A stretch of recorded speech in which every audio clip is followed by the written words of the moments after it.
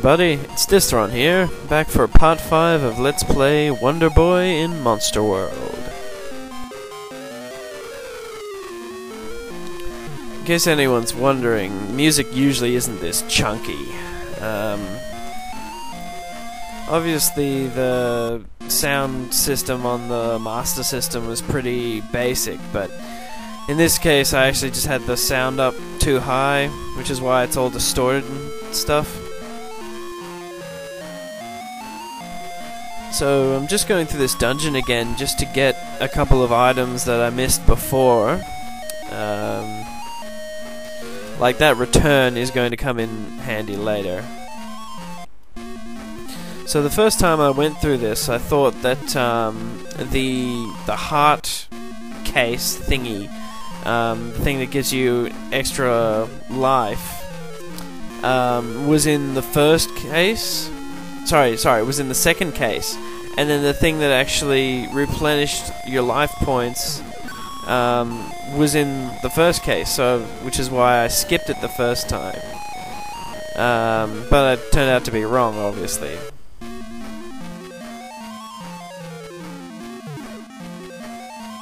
So I was advised by Tollbot to record the gameplay first, and then record the audio commentary. I think from now on I'm going to do a combination of both,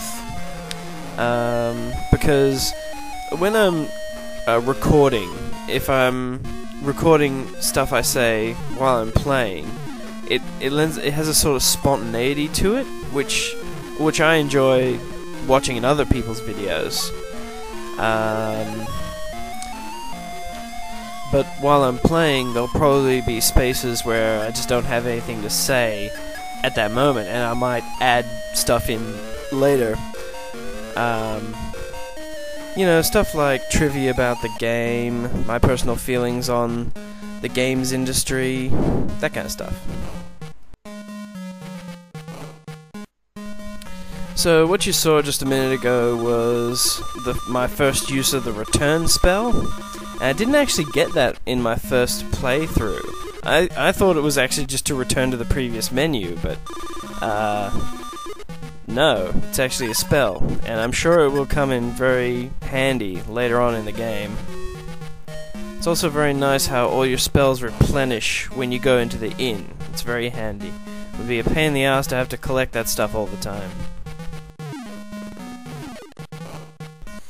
Oh yeah, so we can finally go through this door, back to the town hub. Apple, or whatever it's called. So I've been starting to notice something about the gaming press, and I mean, when I say gaming press, I don't mean just people who write magazines and talk on shows. I mean also just in general, like even people here on YouTube. So maybe it's a general consensus in the gaming culture. There seems to be some kind of consensus that a game has to be mind-bendingly hard for it to be good. So, regardless of whatever else it has going for it, it can't even be considered average if it's not almost impossible to beat. Personally, I think that's a bit much. I play games for fun, and the most important thing to me is that I'm having fun playing a game. I've got nothing against something being challenging. The problem is that oftentimes something can quickly go from being a challenge to just plain being frustrating. Yeah, so if you're looking for a game that will seriously challenge your skills, you should probably look elsewhere. So I would say this game is pretty easygoing. It doesn't take punitive measures against the player for screwing something up. When you die, you don't lose any of your gold or your items. You get all your magic back. I was playing this game the other day that when you died, you respawned back at the church, but you lose half your gold. And you know, that just made me not want to play it anymore, basically. they did something similar in BioShock, where they had the respawn chambers, and I really like that. I like that. Okay, I died, but I didn't lose any of my progress. So, I hope more games go this way.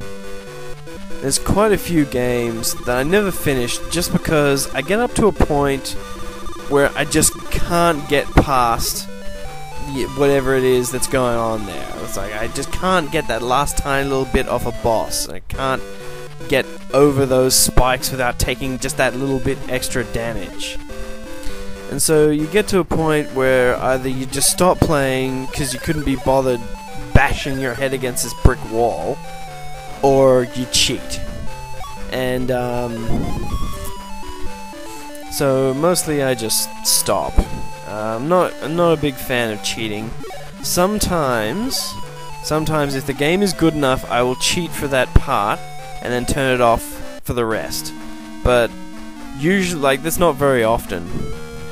Usually there's a build up to that stage where the game is just getting more and more annoying, and then we reach this part where I just can't get past it, so I just stop playing.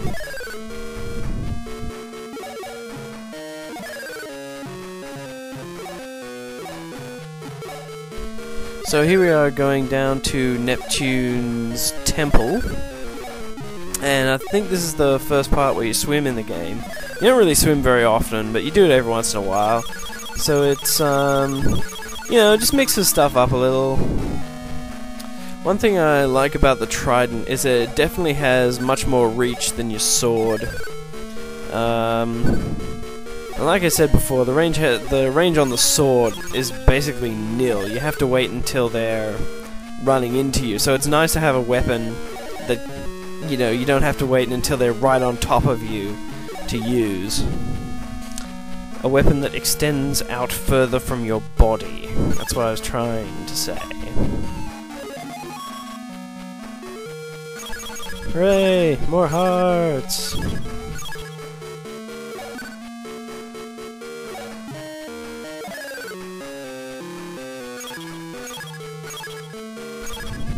So I was reading somewhere that the hit detection on this game is a bit wonky. I don't know, maybe it is.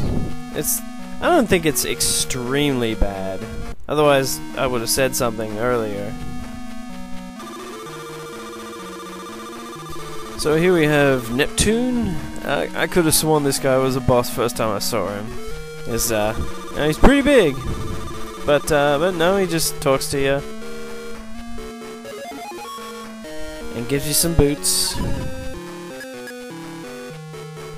Yeah, but if you try to go into the desert before you get the boots, it basically drains your life. Like every 1 second you lose a little bit of health. So you have to come back here, or you have to go down and visit Neptune and give you some boots to walk in the desert.